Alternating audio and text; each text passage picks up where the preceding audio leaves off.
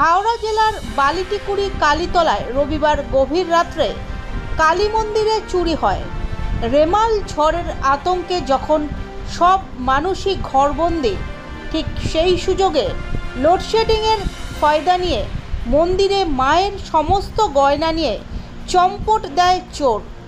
মন্দিরের পুরোহিত জানান, অভিযোগ ফোন করলো, প্রত্যেক পুলিশ হলো, এসে বললো দেখে নিল, সিটি ক্যামেরা চালালো, সব দেখে নিল। আনুমানিক কালকে তো এই অবস্থা ছিল, কয়টার নাগাদ হতে পারে এরকম? সেটা কী বলবো, সবাই যা ঘরে চলে গেছে, সকালে এসে দেখলাম এই অবস্থা। মানে মায়ের সব গয়না নিয়ে চলে গেছে? হ্যাঁ, ওই এটা বলবেন। আপনার নাম? আমার স্বর্ণ চক্র। আপনি তো রোজের পূজারি এখানে।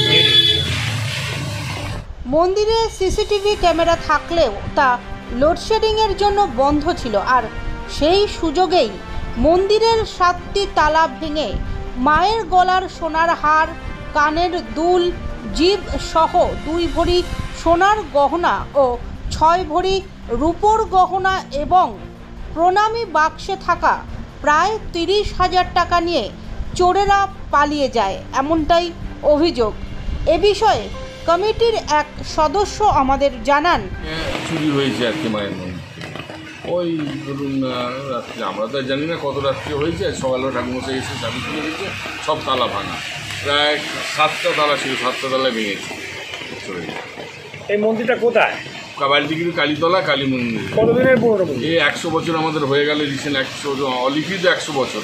এর আগে অনেক কালের, মানে আগে মন্দির। আচ্ছা, কখন মোটামুটি চুরি হয়েছে ধরতে পারবো আনুমানিক ঘটনা? আমরা সকালবেলায় দেখতে পাচ্ছি তালা খুলে, ঠাকুরমশাই এসেই প্রথম তালা খুলে দিয়ে তালা ভাঙা, এই আছে। আর কী কী চুরি হয়েছে? চুরি হয়েছে মোটামুটি ধরুন আমাদের প্রণামী বাক্স ছিল, প্রণামী বাক্সে যা ক্যাশ টাকা ছিল, প্রণামী বাক্সে 1040 টাকা থাকে। এবার মায়ের গয়না গেছে, হার গেছে, জিভ গেছে, চোখ খুলে গেছে, টিপ গেছে সোনার, গলার একটা হার সোনার ছিল, ওরা রূপো প্রায় কোমরে দিচ্ছে, রূপো প্রায় ভরি 6-7 রূপো গেছে, আর সোনাও প্রায় ভরি দিনে কত 2 ভরি সোনা হবে। মাথাটা একদম মানে শাড়ি মানে খুলে একদম চারিদিকেই তালা ভেঙেছে। রূপো গেছে? রূপো কবরি? রূপো প্রায় ভরি 6 রূপো গেছে, আর সোনা মোটামুটি 2-2.5 ভরির মতো। কোনো সিসিটিভি ক্যামেরা নেই? সিসিটিভি ক্যামেরা আছে, ক্যামেরা তো কালকে লোডশেডিং ছিল সারা রাত, সিসিটিভি ধরা পড়ছে না।